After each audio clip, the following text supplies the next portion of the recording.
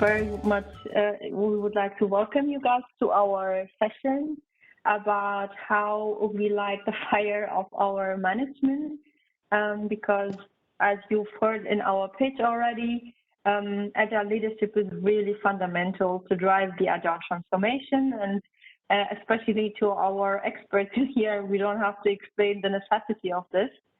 So what we have done during the past years is that we have worked on a lot of enabling change initiatives, workshops, different formats to get those roles into really on the road of Agile transformation. And we will share that, the different aspects that we have tackled with you guys. And at the end, of course, we are looking for your feedback, but also for your questions. If the English thing is too complicated for you guys, you can also answer in German. That's no problem. But we will hold the whole session in English first. So maybe before we jump in, who are we and why are we presenting this to you guys? My name is Raihan Kleinmann. I'm from T-Systems. We're working within the HR department. And we are also, our tribe is the one really driving the Agile transformation for T-Systems. But it's different from other parts of our company. So if we look at TelIT or DT, Germany, they have like a top-down program. This is something we don't have. We are driving a network-wide Agile transformation from our side. And what is our role and what we are doing, I will explain in a bit. But first, Raquel, to you, maybe do you want to say a few words about yourself? Yeah, I'm Raquel Martinez, originally from Spain, but surviving in Germany, guys. No, you're nice, guys. Yeah. So I joined more than 2 years ago the Agile Hub.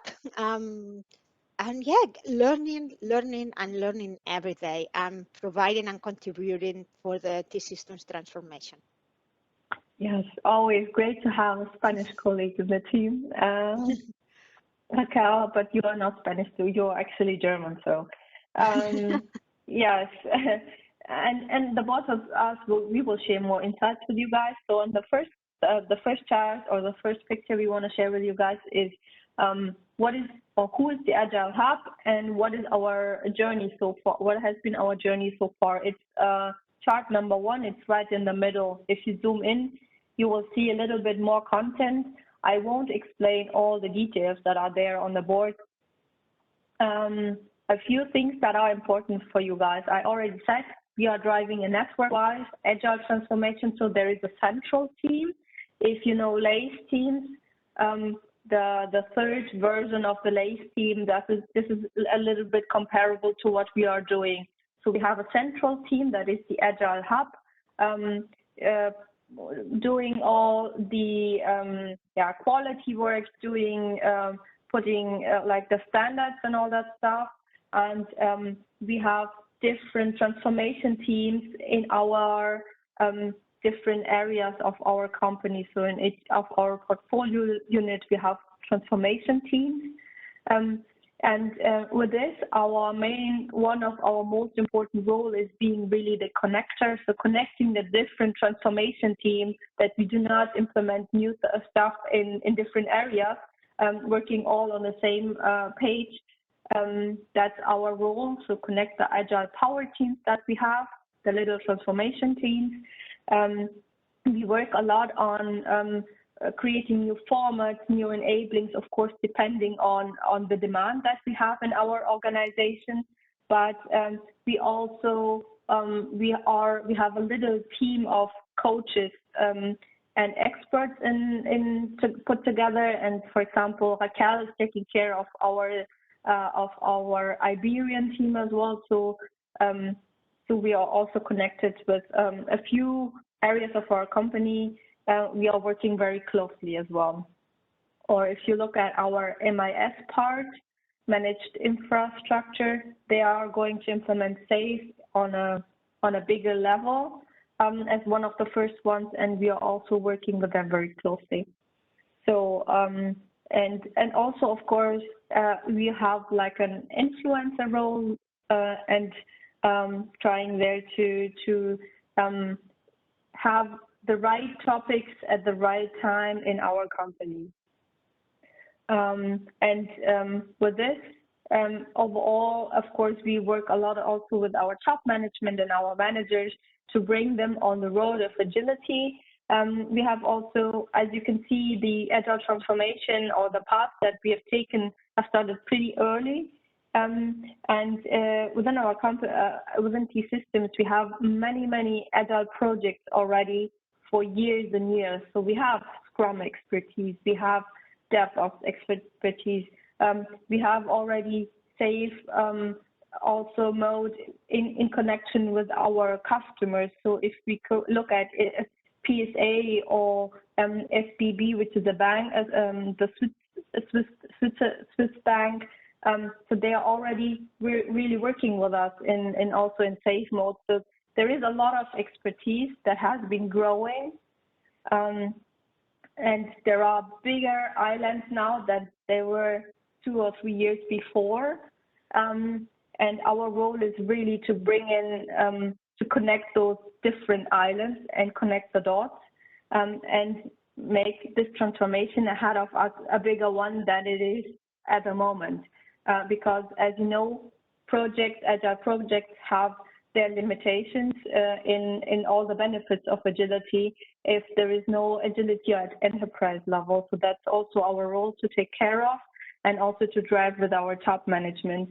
And especially on the road to get here where we are at the moment, we have faced, of course, a lot of challenges, especially with our top management and also our middle management and all the other leadership roles that came up the last years.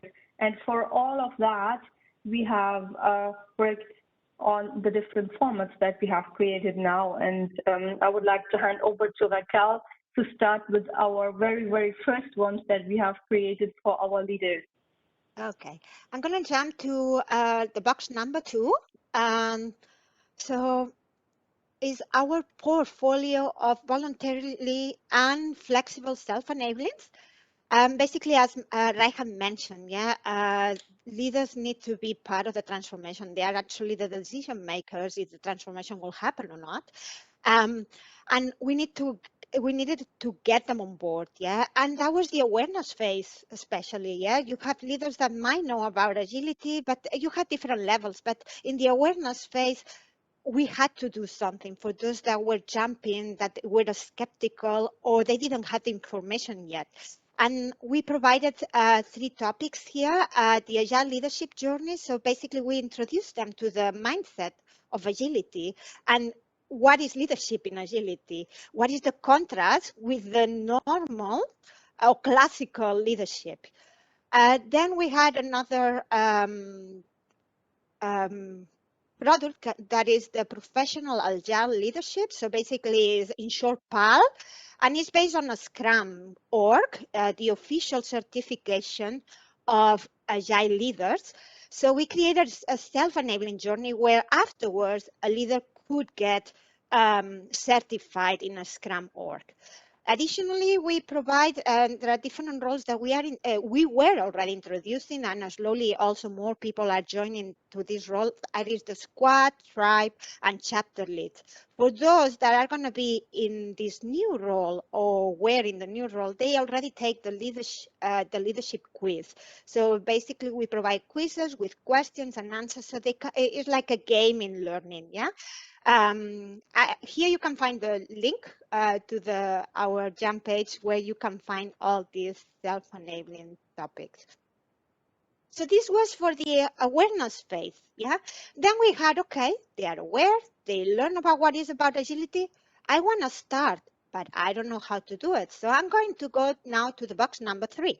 Because of course we had these questions like, okay, I know about agility, how do I start it, So we provided, for this, we developed and provided an agile leadership Trail Mark program. This is a long-term program, so it's more than a year, actually 5 quarters. And in every quarter, we provide one topic. Yeah, so like inspect and adapt, how to make your meetings more efficient and agile, how to lead on an eye level, how to implement objectives and key results. So different topics for each model. Why? Because we want them to start practicing. So the focus of each model is with practice. They had to implement in their teams and then also a change with the rest of participants. And the program is coached throughout the year. Yes, so there is a coach, actually thanks to the T-Systems Agile guides that are part of this program and are coaching the participants along the program. So it's actually what I mentioned, to bring it into practice in a group level. It's very flexible at the same time. So yes, there are touch points during the program where they meet with the group participants, but there is also flexible time to get the learning by themselves and also to implement it into the team. So very didactic, very practical. And actually we are now in the second wave. On that one, we already went through a full round one with many participants. So we iterated the program, we got feedback, and now we have Trail Marks 2.0. So we have a better version because also we run our own programs with iteration and agility. So they are never the same. The second round gets better. So now we started like a couple months ago with the second round. And yeah, we only need to thank the Agile guides on that. So just an interesting number. We have at the moment almost 100 leaders, so all the leadership roles that are available in the flexible organization, so tribe leads, chapter leads, squad leads, running in this program. So there are 100 running at the moment and learning in this program.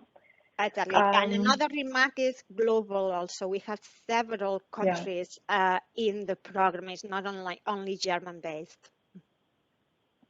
And now we would like to move on with you guys to box number 4, which is the role-based enabling that we have. You guys might know, you might not know, but in T-Systems we have in most parts of our company, it's in more than 60% for sure, we have implemented the Spotify model. We call it flexible organization. And within this, of course, there is a big change in the old classical leadership role. So the functional responsibility is going to the tribe lead, and the disciplinary leadership is going to the chapter lead. And to really understand better what that really means, and also get a better focus on people development and change in how development of our people runs. We have started, that was at a very, very early stages, 2 or 3 years ago already. We've worked out a workshop format where we bring in our leaders, where they really learn about their role. So it's what are my responsibilities? What do I need to do? Which tools are important for me? How do I develop my people? Because this is going to be one of the only focus areas that I will have at the moment. Because earlier they had functional and disciplinary leadership, and now it's really developing the people and looking that they are doing the best, getting the best out of them. Is really a big change also for those people.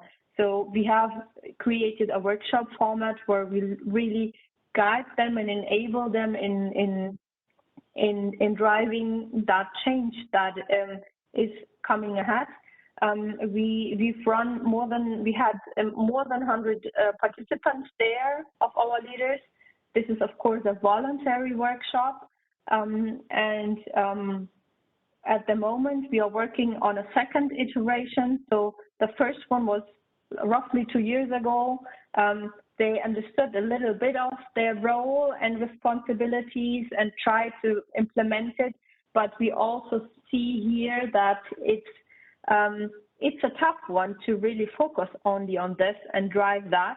And it's also tough not only for that role, but also for the rest of the organization to give that role only that task.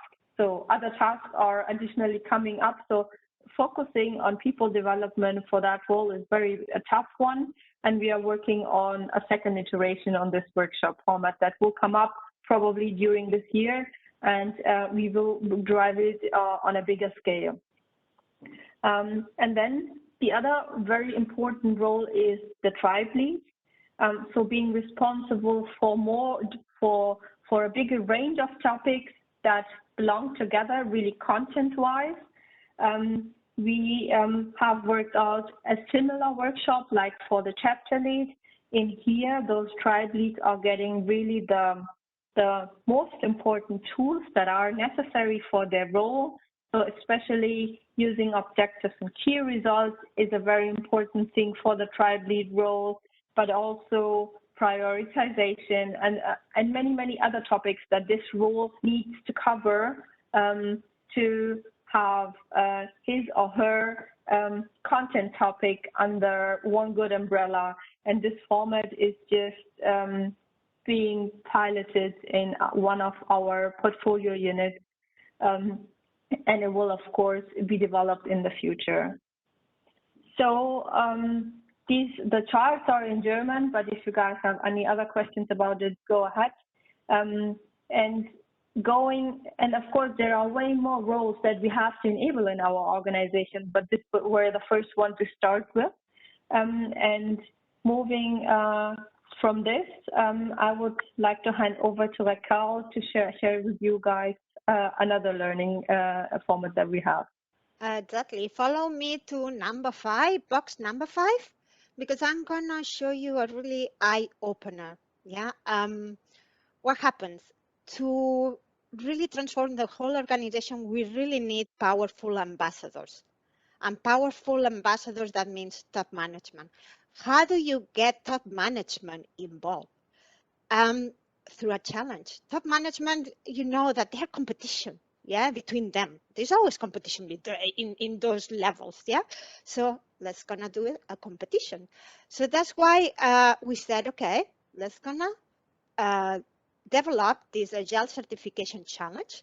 The challenge is based on a Scrum again, yeah. Of course, the idea is not that they now top management starts implementing a Scrum. No, that was not the idea.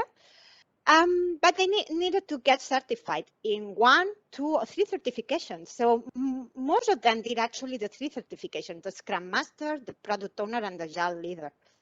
This challenge had a duration of 4 weeks. So we're not standing, it's a challenge. They need to do this marathon in top level. And there was this competition, so they really finished it because they didn't want to left behind. I can tell you that most of the participants finished, and the 2 or 3 that they didn't finish is because they were not in the company anymore. They left before the challenge finished, yeah? So there are 4 weeks, 6 challenges in 4 weeks, and we provide the whole time like this gaming that of progress, yeah, and competition between them. I call it the eye opener, this challenge, because it sounds like, okay, Scrum, yeah, but they learn about the values and the universal principles of agility. And one thing that they learn, and I'm honest with you because I got the feedback direct from one of the top leaders that I buddy, yeah, he said, wow, I always thought with self-management of teams, with empowering teams, that this was chaos and anarchism, no control. When he saw that agile methods, agile frameworks bring a structure in a flexible way, but bring a structure, and how they structure and focus on value, focus on learning, focus on improvement, he said, wow, now I understand. Now I can trust. What happened? If you want management to trust agility, they need to understand the agile system, how it works, understand how the teams will work to be able to empower this trust. Yeah, trust doesn't come for free. You need to win it. And in this case, I think the wow effect was there because now we had leaders that said, hey, I'm open, experiment agility with my whole unit. Things that before was taking longer. So they had a wow effect with a Scrum, just showing them how the teams work. They can trust. Now they can better take decisions for agility. And also they are role models now. They are in a call and sometimes I say, hey, did you do a retrospective about with your team? Because it seems like you're not working well. So themselves are telling others that they should implement practices of agility. So they are really the role models. Now we have a stronger ambassadors in the top level that they are not going to be anymore the hindrance of the transformation. And also what we manage is to create visibility of the agile experts because this top management had encounter with bodies, experts, agile experts, and they were able to create a relation and see, okay, we have expertise in the company. Let's gonna trust this transformation. So for me, I call it a really huge eye opener. It's just a challenge, competition, but it really worked. So now my topic is done, but I'm gonna pass you to Raihan. Thank you, Raquel. Thank you very much. And it's really it's box number 6 that we are moving to almost at the end. And especially with all those formats you guys have heard about, and also the certification challenge, we managed to certify 30 of our 50 top leaders within IT systems. So, and that has made really a big change also in how many of them understand this topic. So certainly our a few good examples how the management can catch the fire of agility. Another aspect that has really helped us to make more awareness and create understanding for agility in our top management is the Change in Agile Council, which is a part of our top management or executive committee. It's just a part of them, but they are very closely working with us on a monthly basis and aligning on the agile transformation. So really, we can always come with our impediments and problems to them and really discuss how we can create solutions and drive this transformation further. And this is really a very, very good stage for agility for us, but also a way how we can step by step enable them as well, but also create solutions for them. So that board is really the deal breaker for us as well. And overall, a few key learnings that we had on the journey. So as you've seen, our journey is taking a few years, and there is no pressure or the thing that we have to do it tomorrow and we have to implement business agility at all levels within our company tomorrow, but we still have gone very far on this agile transformation and also involving our top management. And if we look at all the enablings and all the formats that we have created and worked out with our leaders, overall, it's still that an agile transformation will never get further without the management. So the management is really key to deal or no deal for agility. It's box number 6 that we are at the moment. On the other hand, it's really important to be brave and start. So never wait for any top management or management to tell you to do something, especially as a transformation program. You have to run and pull the triggers and do stuff. Otherwise, you can wait maybe forever. And then also, especially if we look at our formats that we have created, it's really important that you listen and iterate and improve. So if we look at our trademarks and also our chapter lead workshop, we have really, we worked with personas. We discussed also with our agile guides who are really the experts in our organization on agility in the teams. And we have, we always pilot those formats and collect their feedback and then adopt the format and then try to scale from there on. So a lot of iteration and working with MVPs. On the other hand, I mean, of course, we are sharing with you guys the very famous and good formats that we have. There are also ones that did not work out. So mistakes are okay, but you have to fail fast. So the moment you've realized something's not working, we just dropped it and started something new, which was more valuable to our organization. And last but not least, what we've learned is really involving our internal experts is absolutely the key to create those enablings, trainings, and everything we do, because they know best what is needed and what we have to do in the future. So Birgit is also in the session saying thank you to you, but it's all to all our agile guides that we have in our organization. And all those key learnings that we have, they do not apply only to the leadership and top management topics. They apply really to the agile transformation in general and our learnings on our way moving forward. Yes, so you've guys heard a little bit on what we've learned so far. Also number 7. You guys can, a little bit of advertising. You guys can follow us on Yum.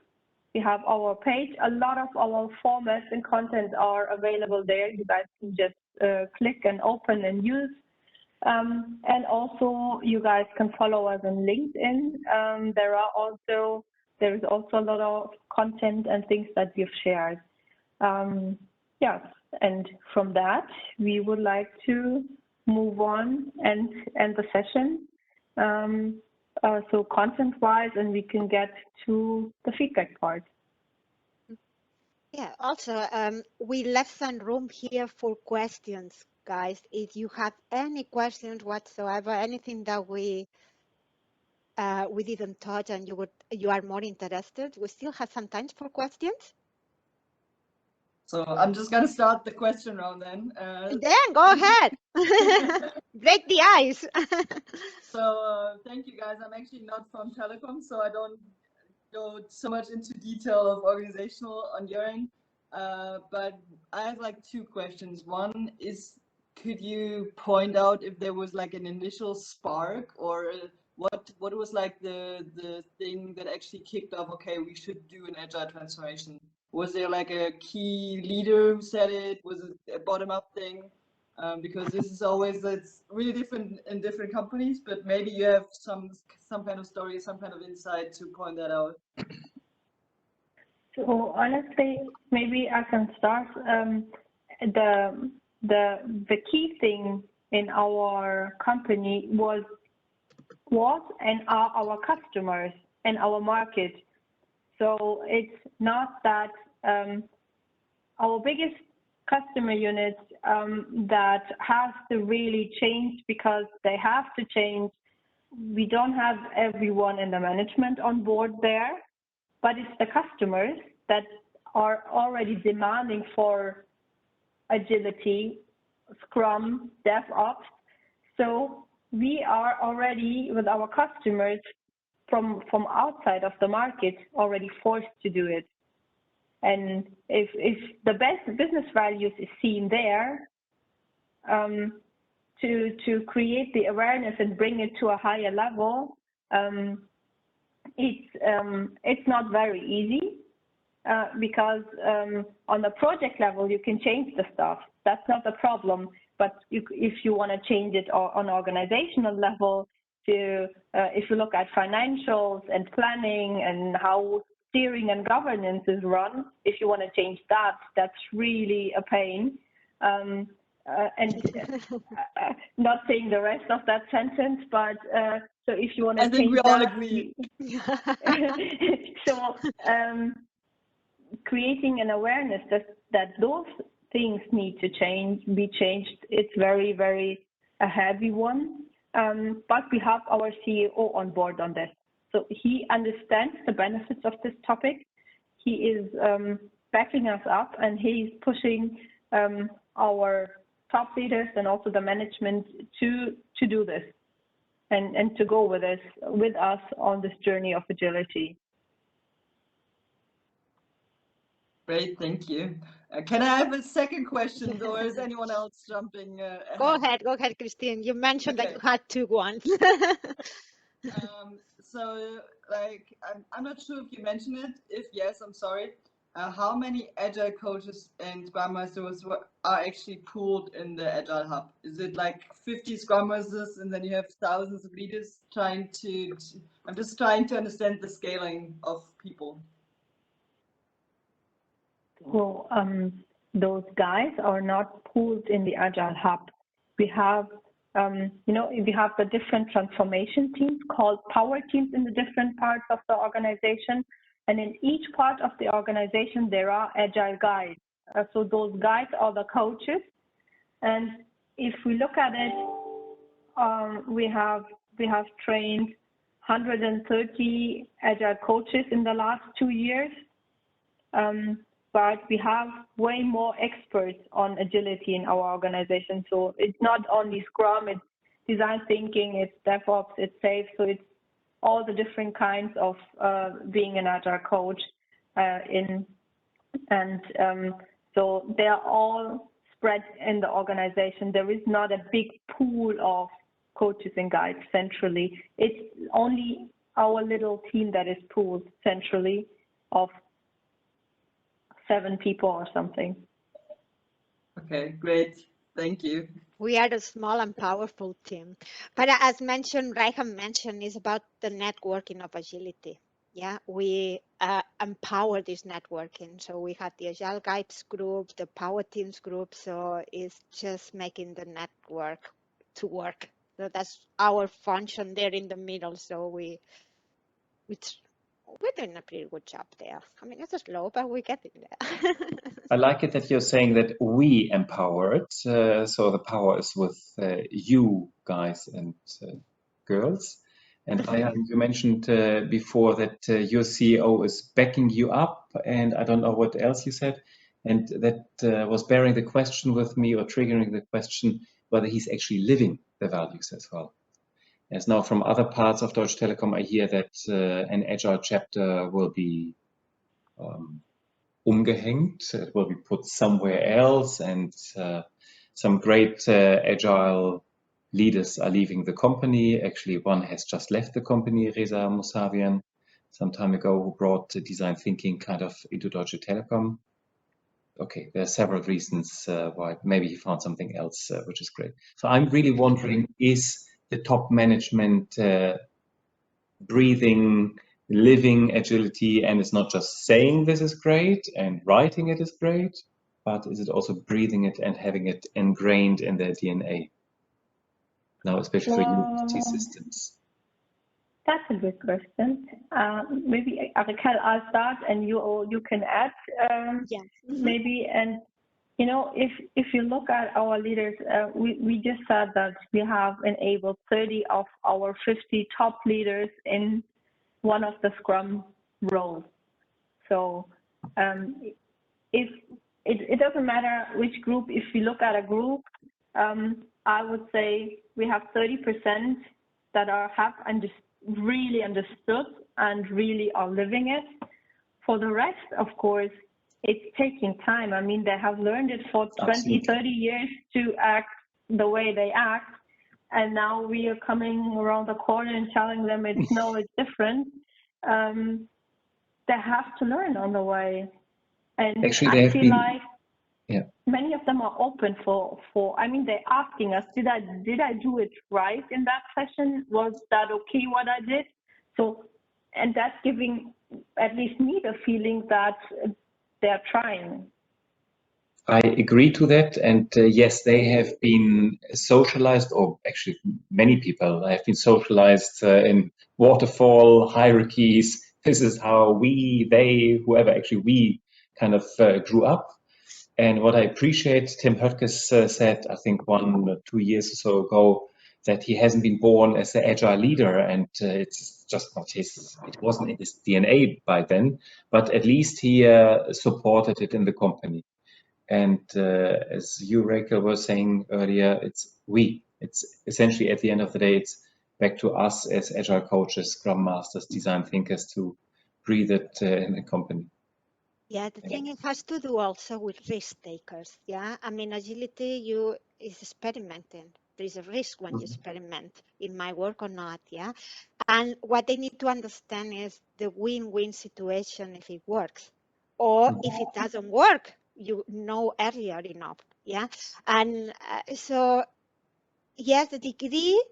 It will change also in the management style of the manager. So not all of them are going to act the same way. Yeah. So my experience with the MD of Iberia, yeah, Osmar is now, I want to be the Winnie pigs in your lab of agility. Yeah. To have someone to say this is because the eye is Great. total open. Yeah. So if we get a few of those, then the transformation, it will flow faster. Yeah. But there are many aspects that can contribute if they will, because you theoretically you can say, yeah, I agree with agility, but when it comes to take decisions, maybe the risk in there, they are scared, yeah, of this risk of doing this agile transformation. Yeah, we will see. It's part of the growing, taking more risk. I cannot hear you, Oliver. I know you were talking, or? I just whispered to myself, no, it's all Okay. fine. And if the leaders are not pushing us, actually, we will push them. Actually, and, okay, then no, let me throw, as I just said, leaders. Then actually, we are the leaders. It's always a question who's really a leader. Just because somebody has been designated as a leader or as actually a top manager is not necessarily a leader. It can be a top paper pusher rather than a top manager and a top leader. Absolutely. I actually, in a conference like many years ago, like 7 or 8 years ago, they were talking about managers. And in the conference, I remember to say managers will disappear and the role will be degraded into admin work. Yeah, because the role of management will change, yeah, with the product owner, with or similar roles, yeah, chapter lead, tribe lead. So the classical management role will disappear in the future.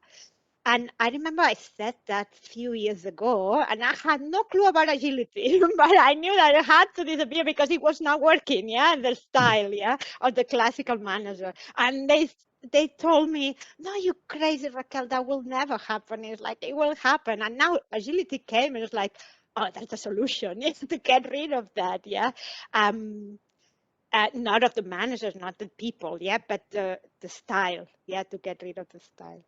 Well, if you think of a manager as somebody who's controlling and exercising certain power, at latest that was swept away because of Corona. Well, how do you really want to control your employees? Call them and say, Oliver, do this and do that. Well, then maybe some people will just put down their phones and your controllers. Sorry, go ahead. No, that's it.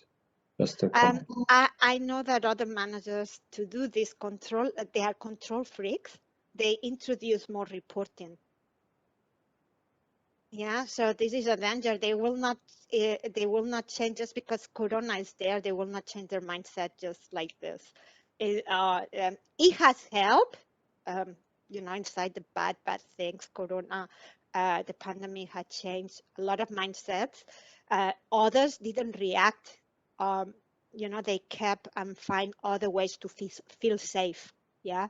And I know that people are controlling. I'm aware of some cases that are very control freak cases. Yeah. But yeah, I mean, they are minor things. Yeah, to be honest, it's the other way around. People have changed for better. Yeah, so that's a good thing. We have 2 minutes left, and we would love the feedback, guys, of the session, of the content, of how we did it. Did I talk too fast, too slow, too much? I'm just joking. But now any you're getting feedback. the real Raquel, so yeah, happy to get your feedback, guys. And if you have any questions afterwards, you can always get back to us. And thank you for the questions. Were really good. Yeah. Okay. Cool. Thank you so much. Bye bye. Thank you. Bye bye. Great day. Bye bye. Bye bye.